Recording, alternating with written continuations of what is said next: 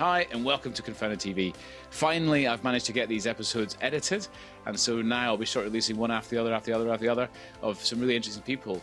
We have Mitch Eccles, who's a Bitcoin expert. He's been around the Bitcoin space forever, and if you're like me, you might struggle with understanding how the thing works and has it got real financial value compared to like real money. And then we have got Tom Wood from Kazana. He's raised loads of money. He's built a fantastic business in a short period of time. He also bought Car and Classic, which I've got direct experience of using.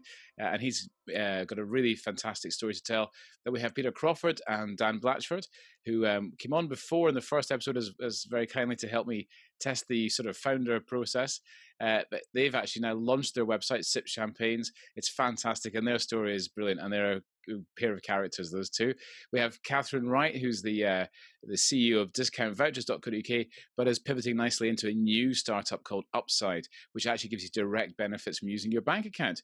For all that, we'll have Mads Hansen from Accepti, probably one of the only APIs to tie into all the different financial lenders, and a really interesting story about how he can help lots of businesses actually get finance and credit to their users. And then this week, I'll be interviewing Jason Stokes from Eastside Company, probably one of the UK's best Shopify developer houses. Again, a superb story. And of course, with the changes that are happening in e-commerce right now, it makes for a really interesting time. And then I'll have Rich Saronjogi, who's been to Y Combinator, the only person I've met who's been to Y Combinator, and he'll be telling us about Business Score. So there's a few interesting episodes coming up. They're all almost finished editing now.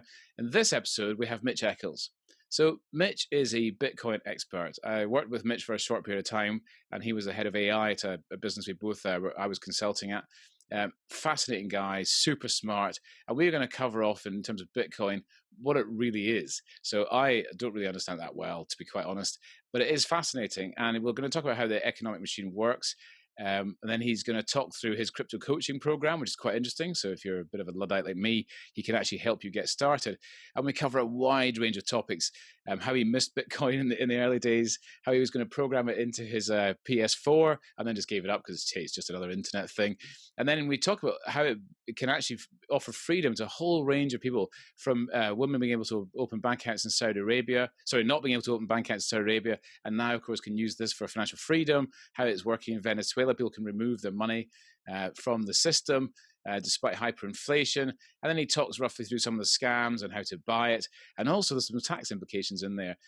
He also has a great website, which he talks about.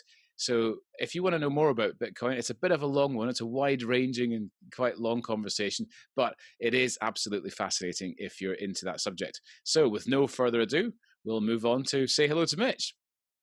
So hi, Mitch. Welcome to Confounded TV. Hi, Alistair. Thanks for having me. I think just for the listeners, viewers, we should be clear we actually know each other going back a while. We've worked together in the past. And I think your interest in Bitcoin, if you can explain it to me and the audience, would be super helpful. So as a bit of background, I would love to understand Bitcoin. I'd love to buy some. I'd love to understand it. I'd love to know how it works. I, despite being, I think, relatively bright, really struggle with it. And I've noticed that developers especially love it, which suggests to me it's highly complex, highly difficult, and therefore I'll just keep walking away from it every single time. So perhaps, do you want to do a bit of background as to your background and then when you got into Bitcoin, and then we could maybe talk through like an idiot's guide for me and maybe some of the listeners, and then maybe go into a bit more detail for some people who actually understand it a bit better. Yeah, cool. So my background has pretty much always been in tech. So ever since I was sort of a teenager, I got into building computers, I got into writing software, and it just seemed like a natural career for me to then find a way to make money from writing software. So I went to university and I did a degree in computer science. Now, how long ago is this? I presume this isn't like... I mean, this is going back 2004 when I started university. So not very long ago then. not that long ago. But it's interesting in that... So I did really well at university, and then they offered me a PhD, which I had no intention of doing a PhD when I first started university, but I did. And this is in 2008. And this was when the whole financial crisis was going on, the first, when all the banks went tits up and shit. I I'm all right to swear on here, yeah? You're fine to, yeah. Cool. The only thing not allowed is full frontal nakedness and the C word, so you're fine. I can promise none of that. Yeah. And so, yeah, within the first year of my PhD, actually, Bitcoin got released. Okay, And this is so, 2009, 10? It's 2009 now, yeah. So, and I'm in a room full of smart people, and it was just natural that it sort of started to come up in conversation. And we were like, oh, we should just mine some of this stuff on the university network. And in fact, in those days, you could actually you could get a PlayStation 3, you can install some software on it, and you could use the hardware on the PlayStation to mine Bitcoin. Now, if I'm not wrong, that's because back in the day, a graphics card processor was more efficient at mining than a normal processor or something like that. Yeah, exactly. It was more efficient to mine on a graphics card than a standard computer processor. And so the sad thing about this is we actually never did it. It was just one of those, how amazing would it be if we just got a PlayStation and used the university network to mine some Bitcoin? Just think of the Lamborghinis you don't have. Exactly, man. I could be a multi-millionaire by now and not even be here talking to you, Al. So, yes, silver linings are we can have this conversation. Right? Well, I'll tell you an interesting bit of that. So at that point, I had just started Company Check, and I moved off the drop zone where I was actually started building it into a little office in Nottingham, and recruited two guys. One guy initially, straight out of university. He'd literally left. Must have been 2010, same time as you were talking. He was one of you, and he came to work for me. And I'd bought it because at the time I didn't have any kids. In the office, we all had computers you could play Call of Duty on, obviously, because that was more important than credit reports. And so he said to me, do you mind if I use these computers at night? It won't cost you very much in electricity, and I'll just buy you a drink. I was like, well, what for? And he said, oh, it's for Bitcoin. Yeah. So I'm like, what the hell is this? And then he started off in this rant about libertarian. He's a lovely guy, Tom, if you're listening. He's a libertarian currency, free of banks and other shit that people say it is. You're going to explain in a bit. And he ran it all. And he got some Bitcoin, and he got me three Bitcoin. Nice. Which must have cost about, 5 pence or something back then. Not even that. Not even that. And we put them in Mt. Gox. Oh, no. So they got hacked and you lost. Yeah, and if I'd believed him or believed... And no, I didn't believe in him. I just thought this was a bunch... I'll tell you why, and we'll come back to this. He said, it's really easy. Go here, I can't remember what it was, and register and do it. And this is before you could hold up a bit of paper and all that jazz and verify. Yeah. Go here, register, do all these things, and you get some Bitcoin. And I went to try and go through this process, and about an hour in, I literally just threw my mouse down. I was like, I give up. I cannot do this. It's too complicated. And because it's too complicated, it's never going to get mass adoption. So this stuff is worth jack shit. And then I gave up and let him do it. Well, yeah, there's a couple of lessons in there. And one of the biggest ones is never leave your crypto on an exchange. Yeah. It's they say not your keys, not your crypto. And that basically means get your Bitcoin into a wallet that you control. But we can get more onto that in a bit if you like. But back to the Bitcoin, back to my Bitcoin story is that, so it kind of, after that initial hype around trying to do it on the PlayStation, it kind of just, I forgot about it. I was too busy with my PhD and thought, oh, well, it's just some magic internet money. Who the hell cares about this, right? And for those of us, and especially when you're very active on LinkedIn, there's a lot of people tell you how it's the future of currency. So we go back to a starting point, and you were saying like you found it really hard to do and to get onto. Let's assume that can all be fixed and everyone can use it. How does it replace? What is the difference between that and what's a fiat currency or a real currency, as some of us would see it? So I think this gets into it's a little bit politics, and I'll try and stay light in the politics, right? It's more, but fundamentally, technically, it's different. Yeah. No, why is it technically different? So, the central bank issues dollars or pounds. That makes sense. Oh, so but that's where you get into it, right? Is that the fiat currencies are centrally controlled. So it's a government that controls that currency, and they control how much of that currency is in circulation. They control, like we're seeing now, exactly. And then you have banks who can control who has access to that money, and the fact that they can create an account. So there's like these layers or these sort of hoops that you have to jump through to actually get onto the system. Yeah. Whereas Bitcoin is an alternative currency that has no central authority associated with it.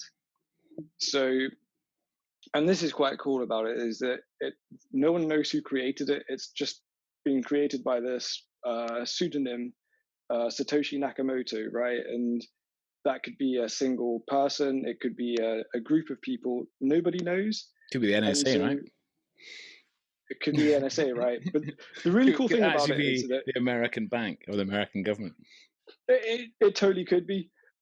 However, there's not a single entity that you can take to court to try and make them to try and influence them to try and influence your control over that currency. There's no, like, so with Facebook, Mark Zuckerberg can be taken to court and he can be made to change a whole bunch of stuff about his system based on government policy, right? Whereas Bitcoin, there's no single person that you're able to take to court to go, actually, I want you to make your currency like this. So the fundamental things about Bitcoin that make it different to fiat is there's a cap on how many Bitcoins will ever exist. Yeah. And so there will only ever be 21 million Bitcoins that are in circulation. So that makes it a deflationary currency as opposed to an inflationary currency, which is what a fiat currencies typically are.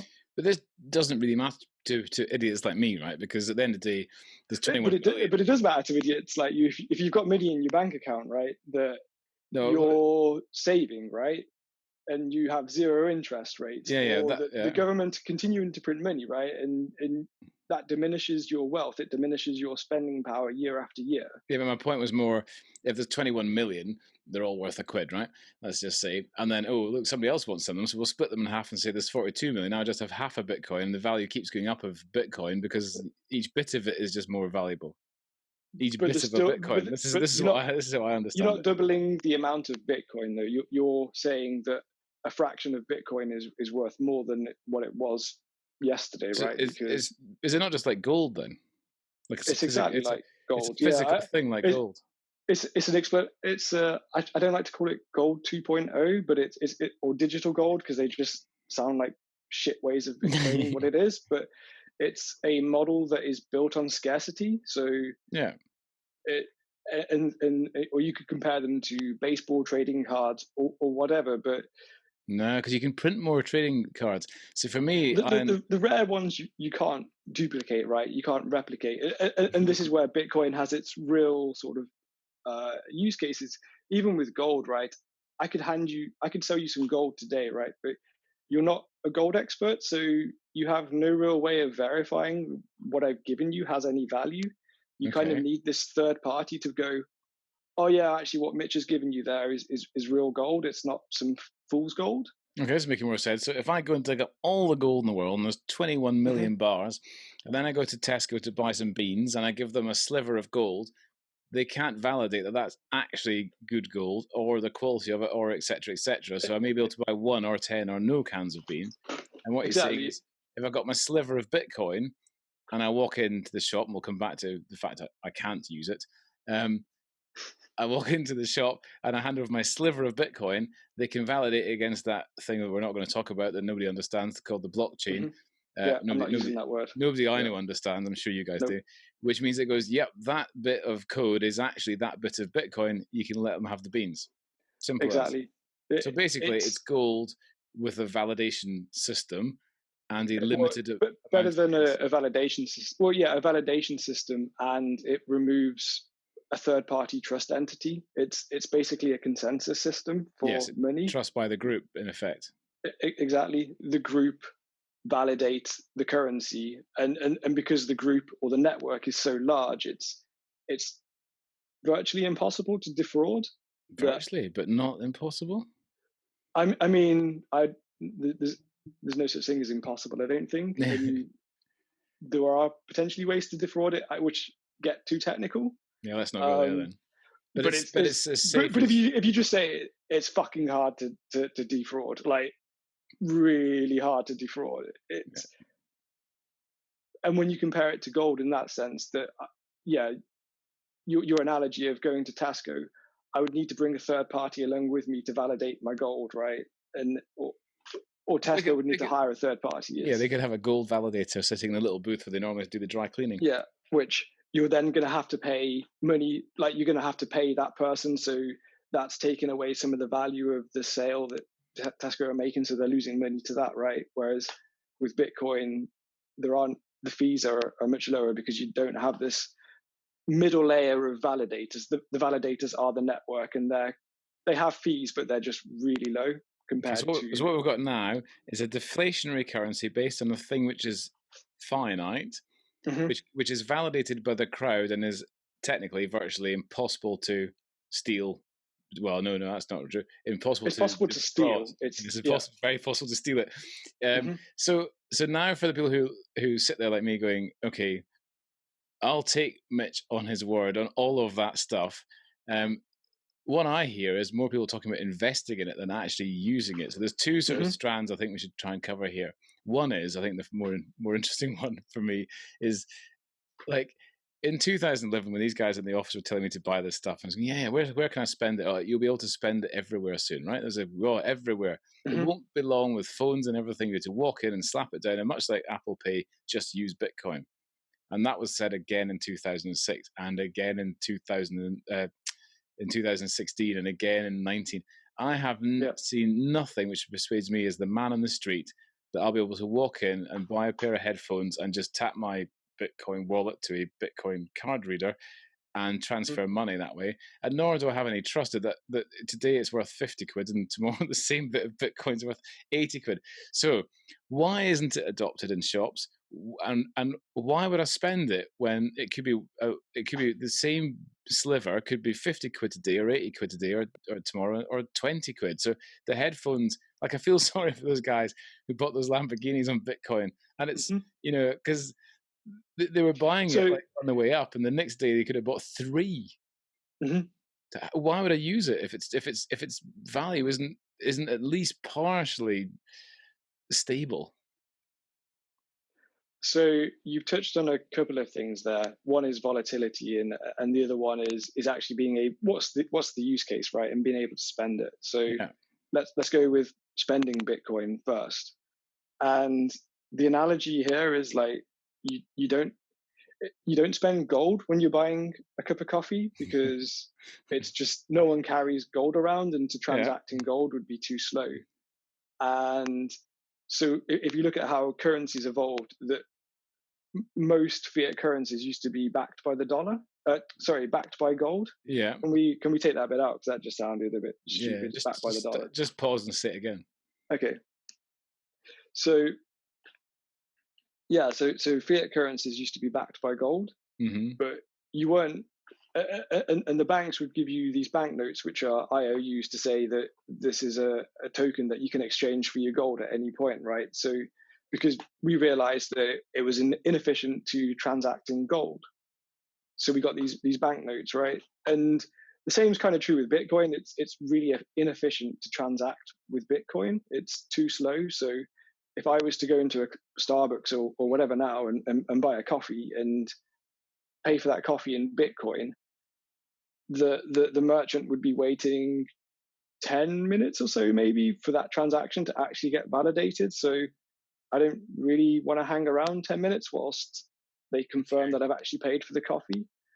And so this is where the space is evolving, that there are sort of solutions that are being built on top of Bitcoin that allow you to spend Bitcoin, but the actual transactions don't have to get immediately committed back to the actual Hmm. Bitcoin ledger. They're happening in this sort of, they're called layer two solutions for technical people. This sounds just like it's getting Basically, yeah, worse and worse. basically means that there's fast ways of doing payments that group a whole bunch of payments together in one transaction that finally get settled on the actual Bitcoin So network at a much like later a date. credit card processor, then, in effect. Yeah, exactly. Yeah, which makes it faster to spend it, right? But you're right in that why would I want to buy a coffee in Bitcoin if Bitcoin's price is so volatile? And this is where it comes into the the narrative of Bitcoin has evolved over the past decade. Like it's still a new technology.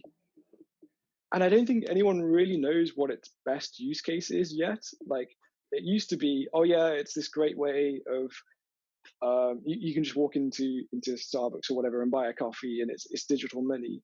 And the narrative now is sort of starting to change, and it's more, well, it's a store of value now that actually I can put my savings into it, and over time it will grow. And okay, there's volatility at the moment. However, with its deflationary model, that volatility over decades sort of just levels out. Like right now, it's really volatile, but if you zoom out and look at how the currency works and how the deflationary model works, But you're zooming out to a tiny. I mean, in the grand scheme of the FTSE, if you've put your pension in the FTSE over, we all know if you leave it long enough, it grows, regardless of today and the 2008 and 1994 and all these other terrible times. So you know if you stick your money in a FTSE 100 tracker over time, you'll be up, right? Guaranteed, apparently, until somebody brings a pandemic and half the world goes into lockdown. But well, that's for another day. So you're saying if you zoom out, you can only zoom out like literally 10 years. So you've got no real historical evidence that it will be stable over time. But I think that's where you then get into what the currency actually is, and how it's been created and set up. It's sort of economic policy that has been baked into it of how.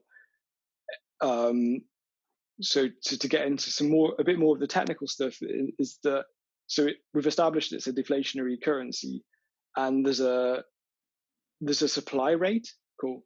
So every 10 minutes, there are 6.5 new Bitcoins available. So these are brand new Bitcoins that nobody's ever owned before that are flooding onto the market. And every 4 years, that supply rate, that flow of new Bitcoins halves. Okay. So in 2024 now, that 6.5 will halve to 3.25. And so as time goes on, there's less and less new Bitcoins being released onto the network.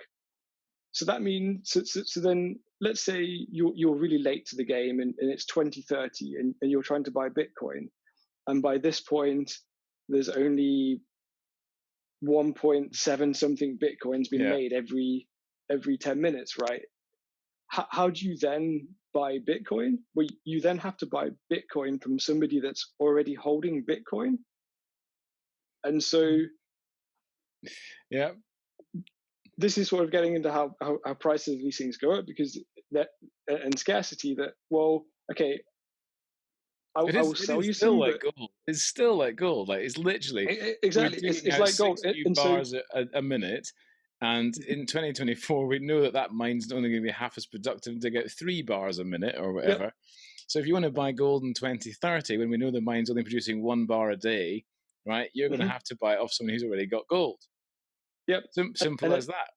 And at that point, because there's less being created, the price starts to stabilize, because the kind of gets an equilibrium is reached, right? Where that makes sense. Yeah. So at the moment, it's all speculative, and there's a whole bunch of game theory around the price. But once you know that you get to a point where there's not much new Bitcoin being created, you get to a point where the entire model just stabilizes and doesn't continue to grow, because it makes sense. So at this point, if I want into it, I'm just buying it as an investor, right? I'm just put a few quid in. It runs out. It starts diminishing, because it's not as if we're going to make jewelry with it, right? We're not going to give it to our loved ones in a ring and say, say I love you or anything like that. So, well, yes, for some people probably having a USB key, but on reality, that's not going to happen. So what we're saying is, it's a finite digital gold. And if I buy some today, and rather than buying another £1,000 of FTSE 100 UK Virgin share account, whatever, I'll buy £1,000 of Bitcoin once I've worked out how to use Coinbase.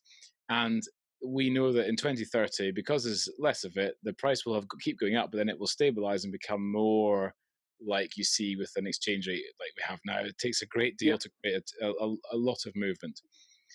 So are you saying that really is not going to be the way it was touted before? We say buy Bitcoin, nip to the shops, buy yourself a Lamborghini or a coffee.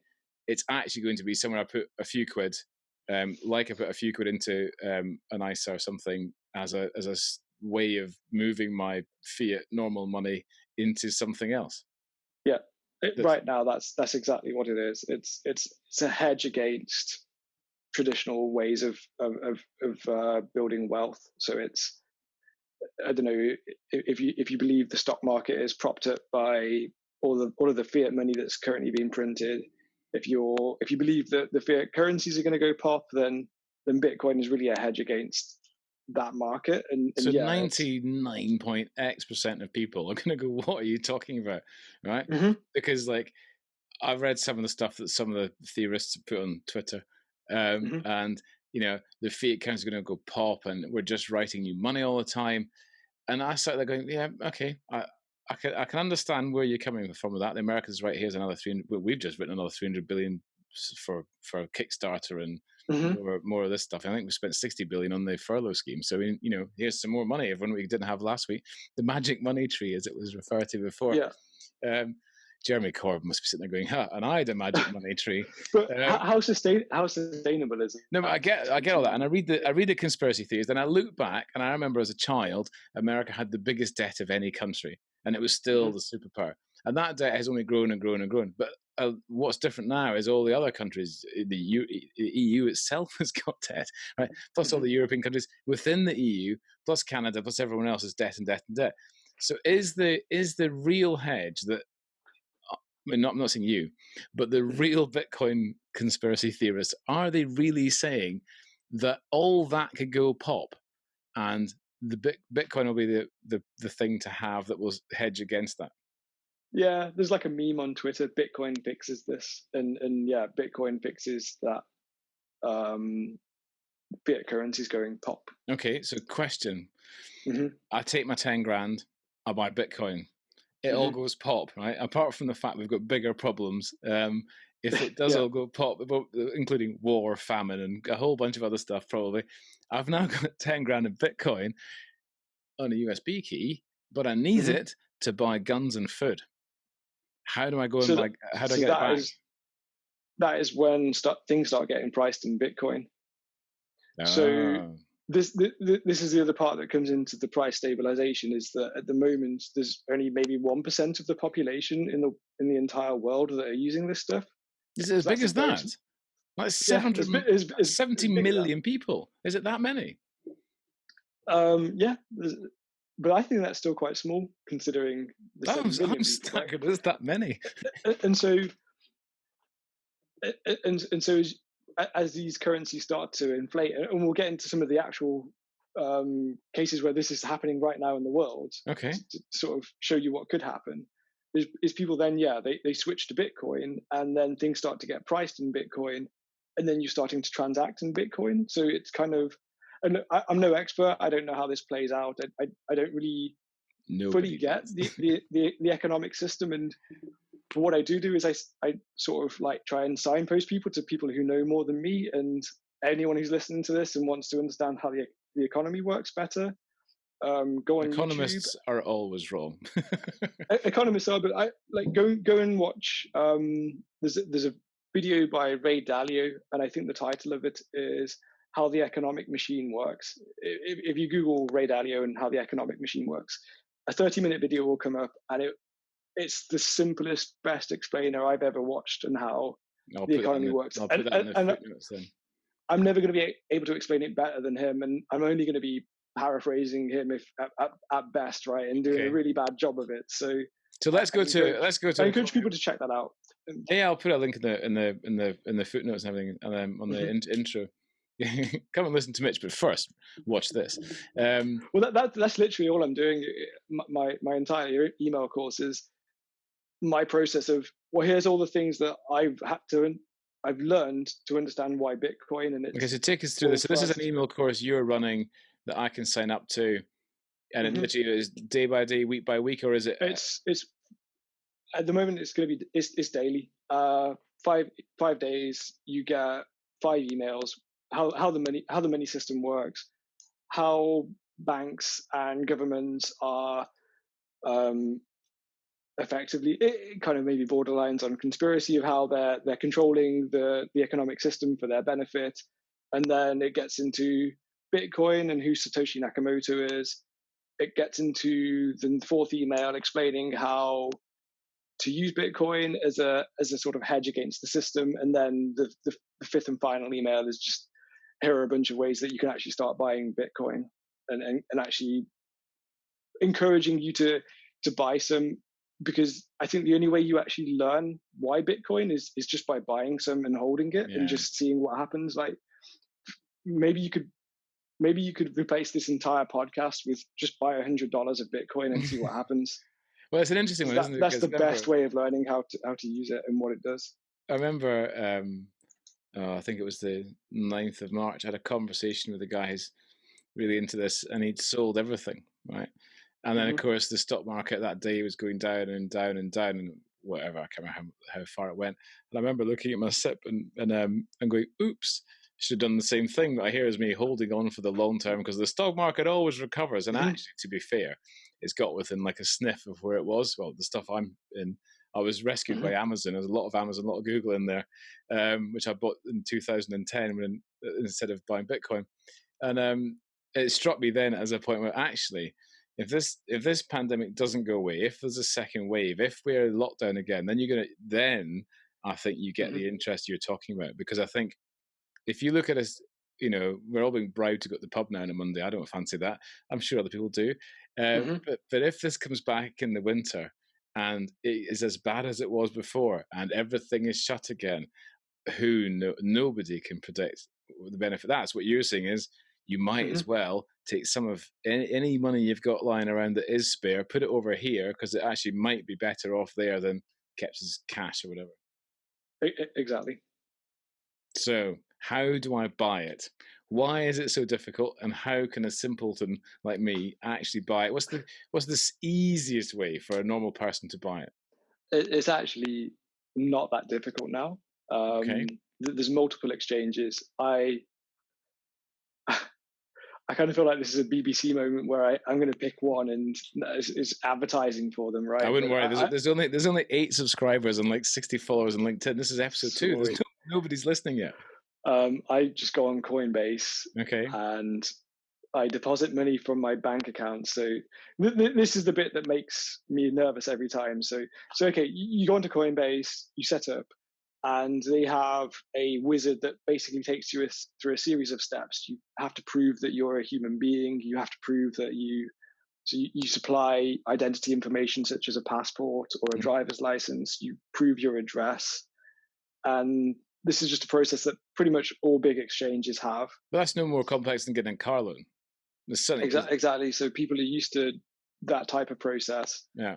And once you're there, there are multiple ways you can actually deposit fiat currency onto the exchanges. So with Coinbase, I just I do a bank transfer. They give me their bank account details, and I transfer money. Oh, wow. Okay. It's that simple. And then you're just limited by how much your bank will let you transfer in a given day. If you're ambitious and trying to buy loads or trying to buy a whole Bitcoin, so really, it's about $7,000 right now to buy a whole Bitcoin. So I thought weren't they 16 last year at one point? Yeah, they hit in GBP. I think they hit a max of 15 grand. Wow, that's when all the Lamborghinis came out. Yeah. So and once your money's on Coinbase, at that point, I was going to show you my app, but I won't because I think the green screen doesn't work it very well. It's basically just to press up a few buttons on an app, and you turn your money into Bitcoin, and then you have. So this is your own app? No, sorry, not my app. The Coinbase app on my phone. Yeah. It's and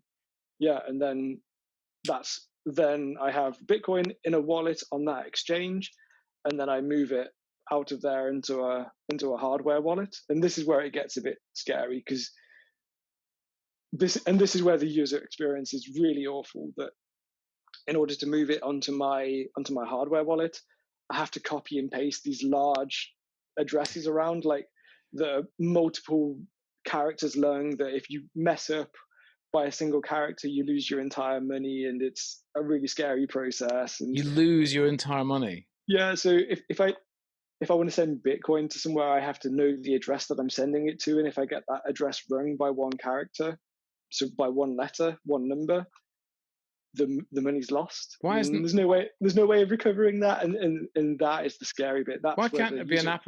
I don't understand. Why can't it just be an app on my phone? So like I buy it in Coinbase that moves it into that app, and then I can click, go through my contacts and say, hey, send Mitch £2 or Yeah, so two slivers, two sliver bitcoins, and it just does.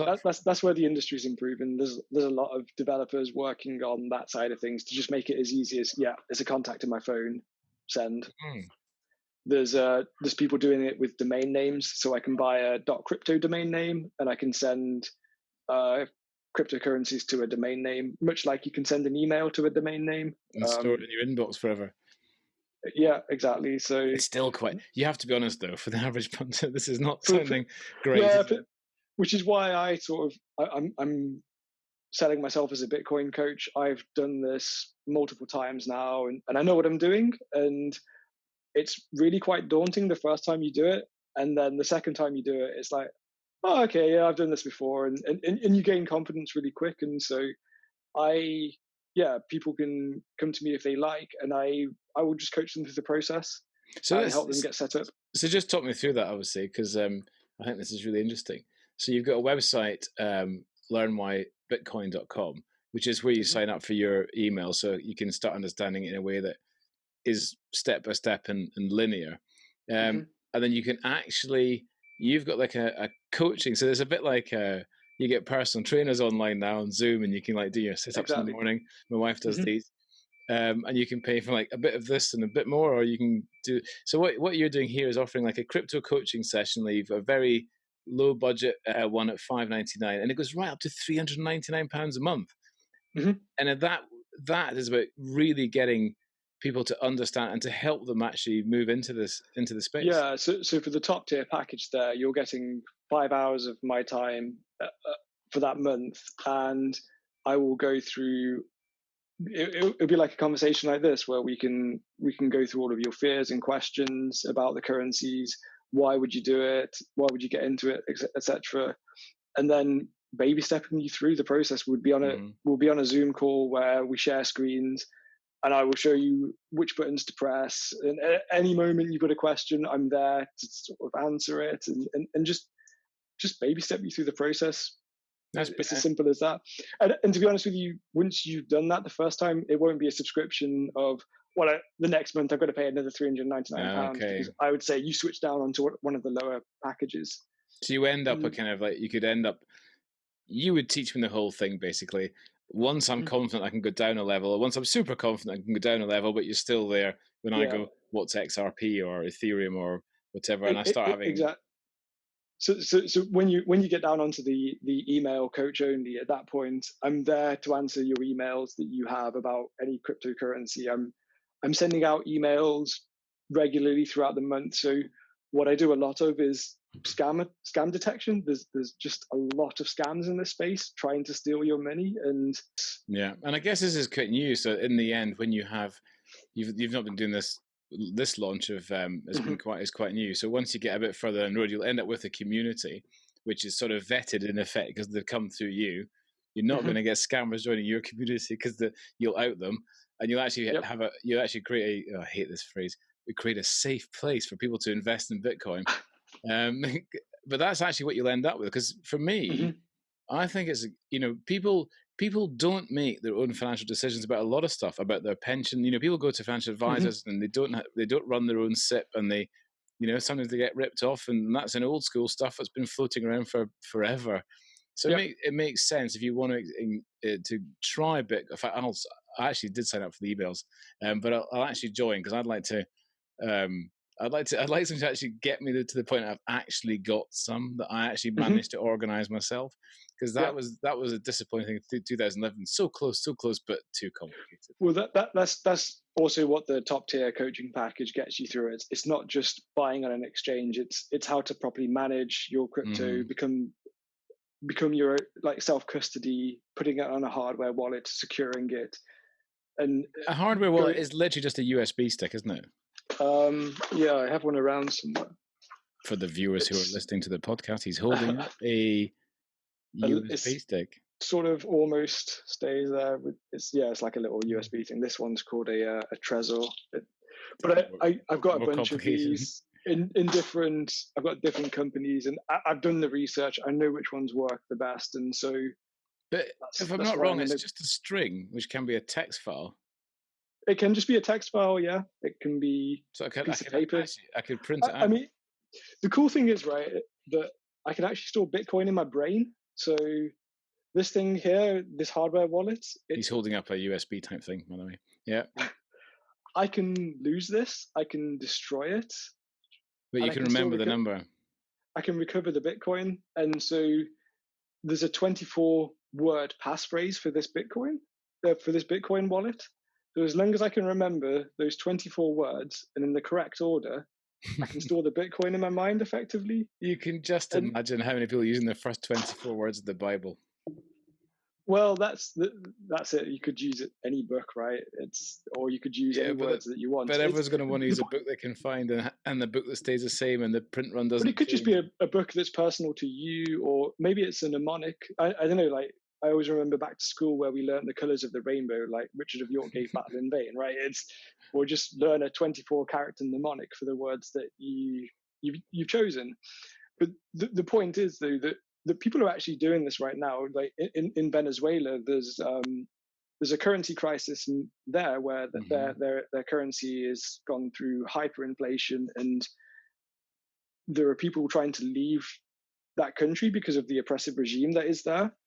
And so initially they were trying to convert their currency into US dollars as they were trying to leave the country, but then they were hitting border checks on the way out that were then confiscating their US dollars. And then, well, the citizens started buying Bitcoin, and then their hardware wallets were getting confiscated. And so what's the safest way to get your wealth out of a country? Well, it's in your head. In your head. You can't confiscate that. So people are actually doing this right now in this world, that they're using Bitcoin to get their wealth out of a country. And so this is happening in Venezuela, in Lebanon, any country where their currency's going through hyperinflation. That's where Bitcoin has its real advantage, and especially if the country is in high conflict, and you have to get out, and you don't want your money or wealth to be confiscated. So just being and imagine these people can't open bank accounts in different countries, but there's no barrier to entry in Bitcoin. It's as simple as downloading an app. So you need to explain to me. Let's imagine this is the UK, and let's just say like a can of Coke's a pound for the sake of argument. I've got hyperinflation next, and tomorrow the can of Coke is £2, and by next week the can of Coke is £10, right? Mm-hmm. Meanwhile, I'm thinking I need to get out of Britain, right? I want to go to France, and I can't take anything with me because I'll be found at the border. So I've got all my money out in cash. But that didn't work for my friend, so now I'm going to take it out as Bitcoin, and I have to buy the Bitcoin. But with hyperinflation, is my amount of Bitcoin I'm buying going down every day? Yep. Okay, so I need to be quick. Okay, so the people who in Venezuela being told this last are actually getting the worst deal. So the smart people are going, it looks like hyperinflation, I'm out of here. Mm-hmm. So if we had that's why for you and I right now, it's a hedge against inflation, because it's not happening to us, but you could imagine a scenario where it does happen to you and I in this country, right? So that's why it's a hedge right now. But there's going to be a few countries where inflation is going to go nuts, right? Because who knows what the effects of the pandemic are going to be? There's going to be some where the economies are unstable, and this just knocks them off. I think some of them. There could be some southern European countries that might happily be protected because they're in the EU that otherwise would be struggling. The interesting thing with it, though, is that you can. If hyperinflation does happen, there's some interesting arbitrage opportunities that you could take out a loan in GBP real fast, buy Bitcoin, and then the currency continues to inflate massively and loses value, and you pay that loan back, right? Straight away, you cash out the amount of Bitcoin for the loan, and you've got free Bitcoin. Maybe leave that bit out, but it's no, leave it in, because the interesting thing is, I think this is what happens, right? Because it is so new, there are so many areas around it which are unknown to most people. For people like you who are into it, it makes perfect sense to have the conversation that if these things were to happen, these are all. And I think for most people, it's like, I've heard about it, I want to try it, and it's just, how do I try? I think a lot of people I know, it's like they're either really, the people I know who are into it are like you, they're really into it, And then I find there's everybody else. We just hope having a podcast to try and get through Yeah. the mess. Because wasn't one of the things I wanted to talk to you about wasn't the massive growth when it did get to 16,000 a coin? Wasn't that the Chinese, the wealthy Chinese, trying to move their money out of China to get around the restrictions? They were buying Bitcoin and shipping it into the ether, I have so to speak. no idea about that. I don't know if that was I'll take that back. just a myth. I don't know if that was I think there's a lot of speculation around what caused that that massive price drive.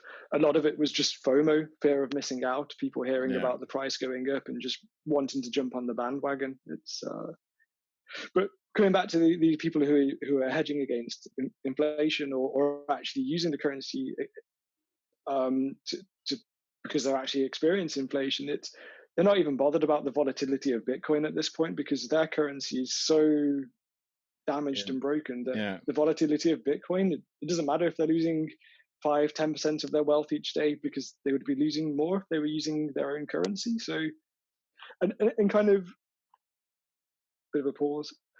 You asked at the start, like, what is Bitcoin and how do I use Bitcoin? For me, I don't think what and how really matter at all. And that's, I'm not really going to be able to tell you. I didn't get the point of telling you what Bitcoin is or how it works because you don't need to know what the internet is or how the internet works to be able to use it. You just need the reasons why, and you know why the internet exists, and for a whole bunch of reasons. And well, as simple as we can have this conversation right now without being in the same room, right? You just need to learn why Bitcoin. So the Venezuela use case is just one example. That's a great analogy, actually, because I know some people who I used to sell websites door to door in 1999. And then people will say, "What was it before?" And you say, "Because there's going to be 6 billion people on this thing, and if they want to buy your stuff, this is how they'll find you. Because they're not going to look in the yellow pages if they live in even just Glasgow. They're not going to look in the Cranley yellow pages, right, or whatever." And he said, "Knock on the door to door dorking," and only one guy ever wanted a website. And that was, and I think maybe there's a little bit of, because it comes from Techland, because it's quite nerdy or perceived to be. Then there's why would I have it? Because how does it work? And it's overcomplicated, and I don't need it. And if you look at the same adoption, if the same adoption patterns happen, it just becomes a thing that everybody has either as a hedge or as savings or as some, just the same way. I mean, how long is it before in your SIP? You can actually buy Bitcoin and leave it in your SIP so it's tax efficient. I mean, that because there's a whole bunch of tax issues with capital gains on Bitcoin and stuff that nobody really talks about. I saw the Americans were getting spanked because the big speculators were making a fortune and then having to declare that they'd put 50 grand into Bitcoin and it turned into 50 million or something. And then they were due the capital gains, by which point Bitcoin's gone back down. So there's gains. Tax is a nightmare with Bitcoin, and if you do get into it and start trading it, hire an accountant. It's really because the government have got some crazy, like the UK is probably one of the worst if you want to trade Bitcoin. Maybe don't live here because you get taxed on every trade that you make because at that point as income tax. Yeah, because so every trade where you go from a crypto back to fiat is potentially taxable, especially if you're doing it frequently because then it's income. Yeah. But there are other countries around the world. So Portugal's very amenable to crypto. And Estonia, I bet you. I don't know about Estonia, but Germany as well. Germany is a good place to go if you're into crypto and trying to not avoid tax, but not get stung by tax. That's tax. So. But tax avoidance, of course, is technically legal. Tax evasion is illegal. Yeah, exactly. And I'm sure there are people using crypto for that purpose. But there must be. I'm not advocating any tax. But there must be millions of people who don't even realize what you've just said. I mean, there must be millions. So I didn't realize this until recently when I started looking into what the fuck are my tax implications for all of this stuff. I'm sure you want to talk about about actually doing. Yeah, because I don't do it. I don't do a hold, so I'm fine as holding Bitcoin. I don't trade it. Okay. But I was trying to work out, well, if I start trading it, what am I having to pay? Do I have to pay tax? How frequently? So that's where it gets into legislation and just boringness, right? Let's So, not go there. This podcast yeah, is supposed to have a bit of energy and excitement about it. Let's not talk about legislation. exactly. But Before you know it, I'll have some kind of corporate governance lawyer on talking about the benefits of good corporate governance, and then everyone will, all 8 people will unsubscribe. Yeah, how to lose an audience, right? I've only just got one.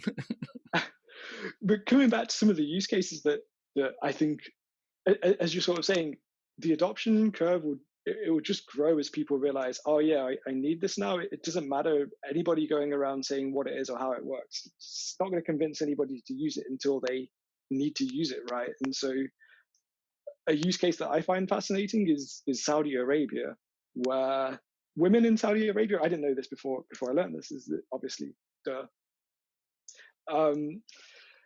is that women aren't allowed bank accounts in Saudi Arabia. So Really? if you're a woman in Saudi Arabia and you work and you get paid, your money has to go into a man's bank account, who then is able to control your earnings and how much he probably gives you a stipend to live on or something. I don't know. But with Bitcoin, anybody can create an account. Aside from like, I sort of described how you buy currency on Coinbase, and there's this sort of verification process. But actually, if I want to just create an account, I can just download blockchain.com as an app onto my phone, open it up, create a wallet, and that's all I need to do. I have a wallet that anyone can send money to.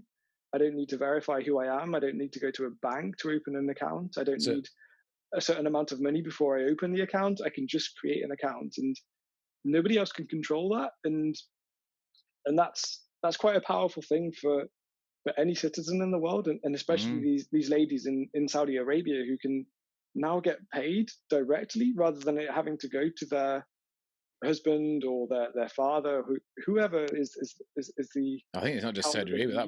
That must be impactful across a lot of the world. Mm-hmm. There's a lot of places where that controlling aspect of women's lives must be effectively. This will help to start freeing that up. Well, and that's where I believe Bitcoin is this huge transformational opportunity. And you look at many countries in Africa where people can't get bank accounts for whatever reason. They all have mobile phones and they have internet, and if you have those two, then you can have Bitcoin. And have you heard of? Do you know what M-Pesa is? I don't. So M-Pesa is really interesting. So I think it's Kenya. To be checked. Don't know hold me to that. But basically, M-Pesa is a way of moving money using text message. So you'll have somebody in a village, excuse me, who's in charge of the M-Pesa for that village. You'll be in the next village, and I owe you 10 quid. So I text them and tell them that I owe you 10 quid, and they pay you the 10 quid. So and then what happens then is your village head of M-Pesa settles up with my village head of M-Pesa, and all this, and this all happens in mobile phone and text messages. Been happening for years. It's the biggest trading system, I think, in Africa. And phenomenal. I think that sounds kind of flawed in that there's still this central bit of authority that is the village head of M-Pesa. That if that person decides to be a bad actor and is corrupt in any way, then you're having to still trust this person. Whereas with but you have Bitcoin, you're trusting the network, and the network has so many incentives for you to act correctly. That what I was more alluding to is the fact you've actually got this kind of transactional process happening. In the transition from that to Bitcoin, yes, because you have there's already that framework and model in people's mind, right? Exactly, yes. Whereas here you don't have that. Here I go to the Lloyd's Bank of the NatWest and I get money out if I want cash, or I send it from my banking app to your banking app, and you can see all the challenger banks put a little shine of gloss on the top, and everyone goes, "Oh wow, banking's all modern." Right? It's just like it's just a better app at the end of the day. NatWest could have done it; they just didn't know how, or the systems are built in the 1960s. And what this is, because yes, you could have a bad actor, but the guy who's in charge of distribution of that money, he's got the social requirement. If you run away with everyone's money, you ain't ever coming back. So in a way, it's a very sort of low tech version of what you got. So the adoption from where they are to Bitcoin should be simpler than going through the process of having all these banks with a bank manager who says, Mr. Campbell, you can't spend 20 quid on your credit card, because you've got these weird global changes. Like in Germany, you spend too much to get you in to have a chat. right? Hmm. They don't have credit cards in Germany, right? They don't borrow money in Germany. If they do borrow, it's highly, highly measured and controlled in spreadsheets, and your bank manager gets you in. If you say you're going to spend 50 grand on a house extension, you better spend 50 grand on a house extension, because you'll be back in with the bank Yep. manager explaining why it Well, wasn't.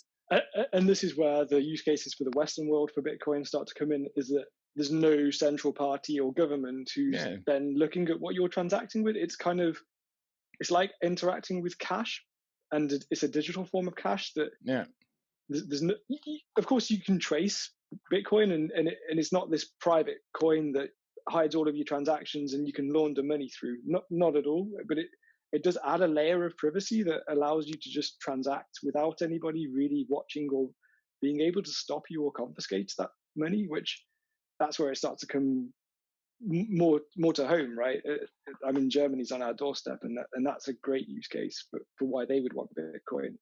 Yeah, bank manager wondering why you've got insurance running through your account for 122 quid for your Ferrari. Like, oh, what Yeah, Ferrari? I didn't buy a Ferrari. I don't know what you're talking about. yeah. You don't need to answer those questions, and I think every human has the right to some privacy. We'll have to get somebody to obviously answer this, but I don't think they mind. My sister's lived there for 7 years, and it is actually part of the psyche, being well organized and controlled and having a plan. I think sometimes they're amazed at the craziness of the Brits. I think you can see that in the Brexit thing. Like, you don't have a plan. How can you do this? This is insane. And you can see the Germans doing that, and the Brits going, "Yeah, I'd be fine." Yeah, well, it's different philosophies, I guess. But all the while, though, as these use cases present themselves, it just increases the adoption of this thing. Yeah. And as the adoption increases, the price could go up. I've not got a crystal ball. It's maybe it sort of starts to tie into all this sort of it's macroeconomics, right? Of well, there are people using this thing. It has value. So then you and we maybe don't have a direct need for it right now, other than speculation of, well, if there are people using this, then it's probably going to increase in value from here. I can maybe increase my wealth by owning a bit of this, or I could just be safe, or I could diversify.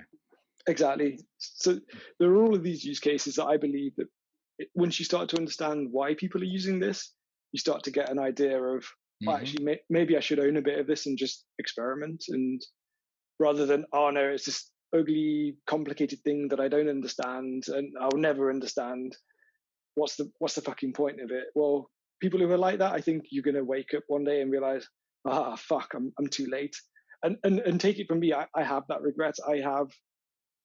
It's not a regret I carry heavily, but it's like, well, I could have got into this in 2009. I was there joking about mining it on a PlayStation, that I could be. I've gone through that cycle of regret, and maybe it's just what everybody has to go through before they decide to buy it. Well, that has been an interesting roller coaster, Mitch, all up and down and all around Bitcoin. I hope we've helped explain to some. Of course, if you still have questions, you can feel free to email them to alistair@confounded.tv, and I will forward them to Mitch. And I don't know, Mitch, if you want to just explain about where we can find you and the information you can share with us. Yeah, of course. So if you're still wondering what is this Bitcoin thing and why should I care about it, then come to learnwhybitcoin.com. And I'll teach you why. And there'll be no technical explanations. I won't mention the blockchain word. It's just all real stories about why Bitcoin. And yeah, come and follow me on Twitter or come to mitch.uk. And I've got links to my Bitcoin coaching site where you can come and hire me as a Bitcoin coach, and I will talk you through the process and make it really easy and simple for you to get into Bitcoin. Yeah, and reach out to me on Twitter, really. That's probably the place I hang out the most now. Well, thank you very much, Mitch. That was awesome. I hope we've helped people. And I actually look forward to hearing more. Like we'll have updates in the future. That's one of the things I notice podcasts don't do very well. So not saying that, I've only got 8 subscribers. What do I know? But I think occasionally having an update from somebody, because if you have some people sign up and they like it and they come on and explain what they got out of you helping them, I think that's actually good. Bit of consistency, as opposed to, hey, every week I'll just have somebody random on who you don't know about and you never hear about again. Yeah, I'd be delighted to come back. Cool. Okay. Thank you very much. Cool. Bye. Thanks. Bye. Bye. Well, I hope you found that interesting. I know it's a bit long. Everyone tells me I shouldn't do podcasts that are over 20 minutes, and that was over an hour. But if you're into Bitcoin, it was quite a deep and wide-ranging conversation about how it works. And if you need to speak to Mitch, you can watch the show notes. That'll be on the trailers at the end. Plus, I'll put the link to his website in the description of this show.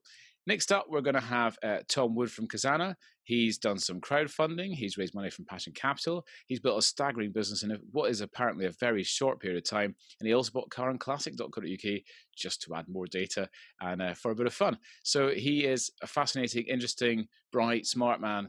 And I look forward to releasing that discussion. I almost got there. I guess nobody's actually watching this end bit, are they? I'll see you next time for the interview with Tom Wood. I promise you, it's not as long. Ciao for now.